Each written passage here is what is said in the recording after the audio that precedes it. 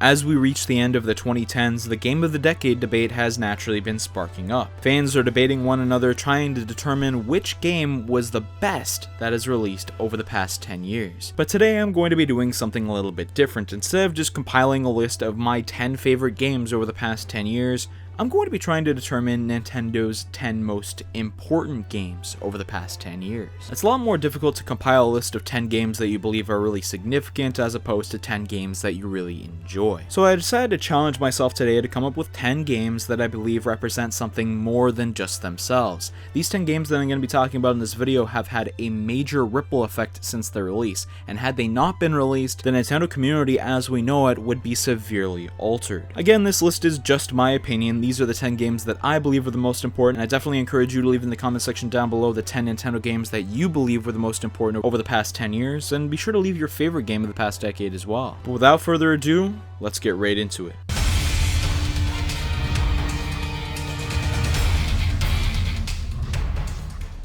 Coming in at the number 10 spot on this list is Super Mario Odyssey. Released in 2017, this game brought 3D Mario closer to its roots by returning it to the sandbox style of gameplay as we got in Super Mario 64 and Super Mario Sunshine. Some may argue that the Galaxy games are somewhat in this style, but they definitely stray more away from the original sandbox style and are kind of a hybrid between sandbox and level-based systems, so I don't really count them as sandbox style Mario titles. Odyssey, on the other hand, definitely is, and by returning to this style, it definitely created a unique appeal and was a great product that many people enjoyed. Why do I believe this game is in the 10 most significant over Nintendo's past 10 years? Well, bringing Mario back to this style represents Nintendo's willingness to adapt and change with the times per fan request. Now, I very much enjoyed Super Mario 3D World and 3D Land, which were also two Mario games that released in this decade in the 3D style, but they were entirely level-based 3D Mario games, and there were many traditionalists who much preferred the style of Mario 64 and Mario Sunshine, leading to many requests for 3D Mario to be changed back to that format. And this is what happened with Mario Odyssey. I enjoy both styles of 3D Mario very much, they both have different appeals, but the fact that Nintendo decided to change and bring Odyssey to this sandbox style of Mario gameplay is very significant to me. The great quality of gameplay also led to great sales, and it was the first holiday season success of the Switch, generating a ton of units and a ton of money for Nintendo. With all of these reasons being compiled together, I definitely believe Super Mario Odyssey is a very significant title for Nintendo. Coming in at the number 9 spot on this list, we have Xenoblade Chronicles. Now, prior to this decade, the Xenosaga had already existed, but it hadn't really taken off in popularity. That is, until the Xenoblade series had begun, with the release of Xenoblade Chronicles on the Wii. As the Wii was reaching the end of its life cycle, not as many people were paying attention to it anymore, and the more hardcore Nintendo fans were sort of getting excited for the Wii U. But in 2011, with the release of Xenoblade Chronicles, it created the birth of a decently popular new series that has a major cult following. Hype for Xenoblade Chronicles never really began upon its initial release, but as fans started to experience it and believe that this game was absolutely incredible, then they spread that knowledge to their friends and it spread online, creating this cult following for Xenoblade Chronicles, eventually creating a pretty big Nintendo series as we have it today. In 2014, this was followed up with Shulk's inclusion in Super Smash Bros. 4, then we got Xenoblade Chronicles X in 2015, and in 2017 we got the release of Xenoblade Chronicles 2 with some DLC releasing the year after. Nintendo is really supporting the Xenoblade Chronicles series right now, and Monolith Soft definitely have something big on their hands. Without Xenoblade Chronicles releasing, we wouldn't have had all of these other games in the Xenoblade Chronicles series release after it, and we might not have one of these series that many Nintendo fans enjoy to this day. I believe Xenoblade Chronicles as a series could grow even further beyond this point, and it's just waiting for a breakout to happen. Even though it's already been pretty successful, and this is a great follow-up to the Xenosaga series that had already existed, Xenoblade Chronicles has had a major impact on Nintendo with its release in this past decade. Coming in at the number 8 spot on this list is Metroid: Samus Returns. If there was any segment of the Nintendo community that was upset throughout the majority of this decade, it would have to be the Metroid community, especially when it came to 2016 when we got the release of Metroid Prime Federation Force. The long-awaited brand new Metroid Prime game that Metroid fans had been been clamoring for had not been released, and instead we got a spin-off for the 3DS. Now, I don't believe the quality of gameplay of Federation Force was really the hindering factor here. It was the fact that this existed at all, and Nintendo decided to put out a spin-off when fans had been waiting a long time for a brand new main entry in the Metroid Prime series. But then E3 2017 rolled around, and we got the reveal of Metroid Prime 4, which has since been delayed and it's not releasing in this decade, and had it released in this decade, it would have probably been in this spot instead.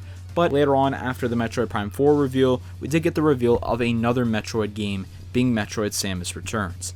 And this game in itself is very significant. Sure, it's a remake of an old Metroid game, but this game doesn't just represent bringing back an old Metroid game, it represents bringing back Samus in general. This game represents Nintendo bringing back the Metroid series to the fans, and showing them that they care about the series and are willing to give it another chance. Even though sales hadn't been the greatest for the Metroid series, the fanbase has been very vocal, and Nintendo is willing to give it a shot by bringing it back. Metroid Samus Returns is this revival of sorts for the Metroid series, giving fans something while they wait for the next main entry in the Metroid Prime series to be released. That game's going to be released in the next decade, and hopefully the quality of it is very good, and the sales of it are very good, so that the Metroid series can continue and prosper going forward. Coming in at the number 7 spot on this list, we have Super Smash Bros. 4. There is a specific reason why I chose to include a Smash game on this list and have it not be the most recent entry in the series, Super Smash Bros. Ultimate. I believe that had we not gotten a Super Smash Bros. Game released so far on the Nintendo Switch, and at the end of last year we had another big title released instead of it, there would be a lot of people clamoring for a new Smash Bros. Release, but I still believe the community would be fine in the state that it is. But had we not gotten Smash 4, things would have been a lot different. Console Nintendo fans during the Wii U days had their focuses more on the future beyond the console, considering that Nintendo wasn't too keen on supporting it too much due to the lackluster sales. Why pour a ton of money into a console that hasn't sold many units when you could develop resources and brand new big titles for a console that could potentially prosper in the future? But Smash 4 was different, releasing not only on the Wii U but also on the 3DS. This gave Nintendo fans during this era a lot to be excited about and hyped for. There was a big reason to watch Nintendo Directs, not to just see a minor title revealed for the Wii U like Paper Mario Color Splash or something like that, but to actually see a new fighter be revealed for Smash 4. This goes for both before the game's release and after the game's release. There was a lot of longevity here, just like we're getting for Smash Ultimate now, but I believe Smash 4's was a lot more important to Nintendo fans at the time. We could still be getting massive game reveals for the Nintendo Switch because we're earlier on in its life cycle right now, and we don't necessarily need these Smash reveals to carry Nintendo Directs. But back in the Wii U days, this was definitely one of the biggest things that you needed to be excited for in order to watch a Direct. Smash 4 being this big title to get Nintendo through this decade is something that's very important, and had we not gotten Smash 4, we wouldn't have gotten a ton of the characters that helped blossom the Nintendo franchise to bigger popularity,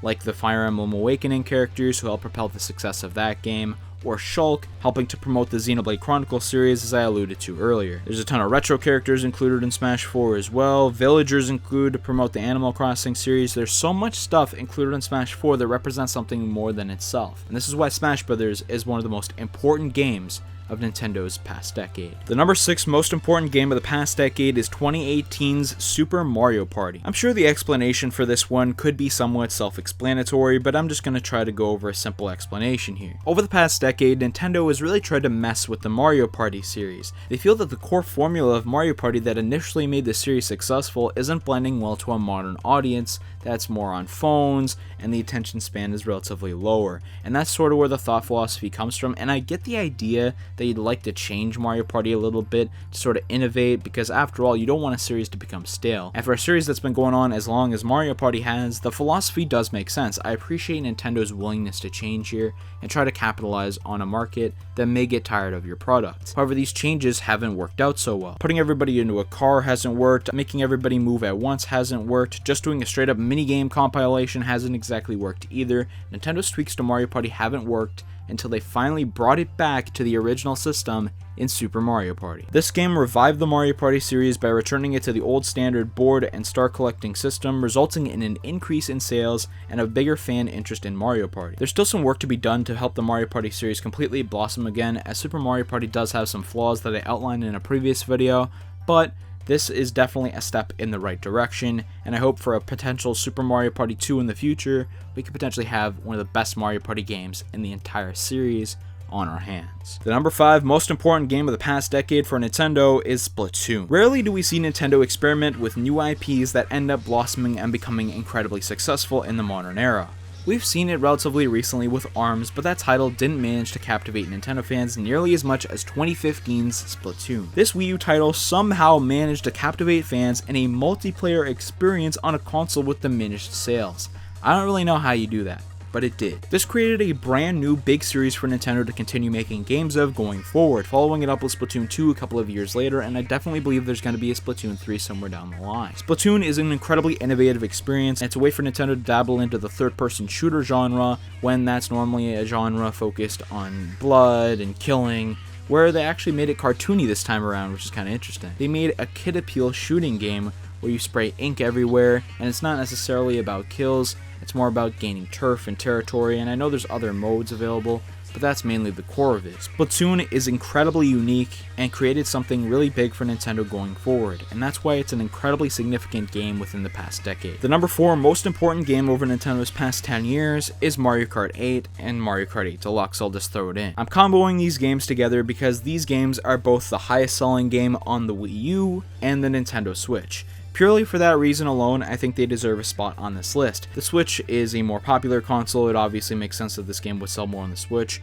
but a game that could sell as good as it did on the Wii U, when there weren't as many people who own the Wii U, is something that's very significant. It's a testament to just how good Mario Kart 8 is, and how the innovations made for these games made them successful. The system created for Mario Kart 8 is very smooth, fun, and in general, the multiplayer experience is very good. This is another game like Splatoon that managed to captivate fans in multiplayer in a period of time where there weren't as many people playing the console. There's not too much to explain for this one. The great sales and the great quality of gameplay have made these games incredibly significant over Nintendo's past 10 years. The number 3 most important Nintendo game over the past 10 years is 2016's Pokemon Go. I was debating in the process of making this video whether or not to include mobile games on the list, but I just figured that this one was so important that it had to be included on here somewhere, so I decided to give it the number 3 spot. This game has generated a ton of revenue for the Pokemon Company. Because Nintendo owns a percentage of the Pokemon Company, Nintendo has obviously made a ton of money off of this game as well. This game brought Pokemon more into the mainstream again, which is something that it hasn't really done since the 1990s. Not only that, but it's shown Nintendo that mobile titles can be really successful, and it probably influenced them to release Fire Emblem Heroes and Super Mario Run, Mario Kart Tour, other mobile games that have been pretty financially successful for them. What prevents this game from being in the top 2 on this list is, even though it did bring Pokemon back into the mainstream popularity again,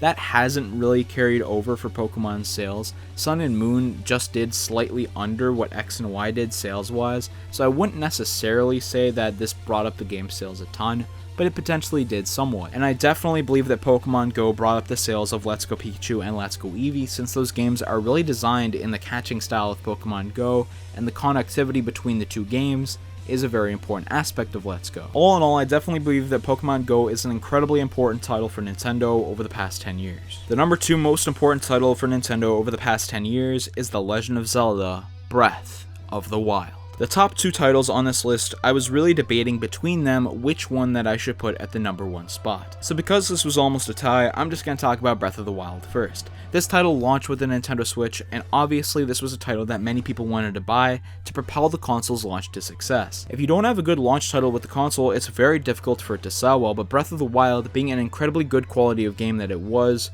launched with the Switch and influenced many people to buy it. Now, Nintendo fans were promised a big Zelda title on the Wii U, and this was the title that definitely delivered. It was at the end of the Wii U's life cycle, which kind of disappointed some Wii U fans, but you still got to play this Wii U title if you didn't want to go and buy a Switch. It was still on your console, and it definitely delivered and provided a good ending to some of the darker days of Nintendo's console life. Not only was this title incredibly financially successful and a great quality of game, but it also shows Nintendo's willingness to stray into the open world genre for games. This title will obviously have a big impact on the Legend of Zelda series going forward by potentially influencing most of the 3D Zelda titles in the future to be in this open world style. Many fans like this style, and there's a few that don't, and for the few that don't, they could still play some of the older Zelda titles that are in the style that they like. But this new style, I believe, is bringing in many new fans to the Legend of Zelda series that weren't as interested in it before, which is something that's very important. Being able to grow a series with a title as big and as expansive as Breath of the Wild shows to fans that you're willing to put a ton of effort and quality into your games. and that's what will cause it to be successful. There's already a sequel to Breath of the Wild being planned for the next decade, so not only has this game launched and been successful in itself and caused the Nintendo Switch to be successful, but it's also allowing for a new title to be released to follow up it, and that, I believe, is incredibly important. And my number one pick for Nintendo's most important game over the past decade is Fire Emblem Awakening. There may be some of you who aren't initially happy with this pick, but just let me explain myself, and I believe I do have good reasoning for why this is the most important Nintendo game over the past decade. Without the existence of Fire Emblem Awakening, the Fire Emblem series as we know it would have ended. This was the last chance for Nintendo to launch a Fire Emblem game, because if it wasn't successful, Nintendo wouldn't financially be able to continue the series. It would be a loss for them to release these titles. So this one had to be good. It had to do something different. And that is exactly what it did. It was able to captivate an audience that wasn't there for the Fire Emblem series before, especially in the West. It was more popular in Japan because Fire Emblem started out as an exclusively Japanese series, but because of this adaptation to other cultures outside of Japan, and it was an appealing product for them, Fire Emblem Awakening was able to become successful. It was one of the bigger titles at the start of the 3DS's life cycle, and because Fire Emblem Awakening was successful, we now have that series continuing to prosper to this day. Through the creation of this game, we now have Fire Emblem as one of Nintendo's biggest series. From a series that was about to end, it has spawned one of the most profitable mobile games, being Fire Emblem Heroes. It spawned Fire Emblem Fates, which has been a controversial title for fans in terms of its quality, but it was definitely financially successful. It spawned a remake of an older Fire Emblem game, which didn't do well because it was at the end of the 3DS's life, and it definitely created a pretty high-selling Nintendo game on the Switch, being Fire Emblem Three Houses. The series is continuing to prosper, and I believe it's only going to grow more going forward, as long as Nintendo continues to pour more effort into the series and continue to improve the quality of the game, which is definitely something that's happened with Three Houses. Had it not been for Fire Emblem Awakening, this series would have ceased to exist. And we also wouldn't have the Smash roster filled with a ton of these characters, so that's another thing that you could thank Fire Emblem Awakening for. Remember to let me know in the comment section down below what you believe the most important Nintendo game of the past decade was, and let me know your favorite Nintendo game of the past decade as well. If you're interested in knowing 10 problems I have with the 10 biggest selling Nintendo Switch games, you could click the link on the screen to check out that video, as well as some other videos that I have recommended for you. Consider subscribing and clicking the bell icon if you want to see more Nintendo content on your way very soon. Thank you so much for watching, and I'll see you next time.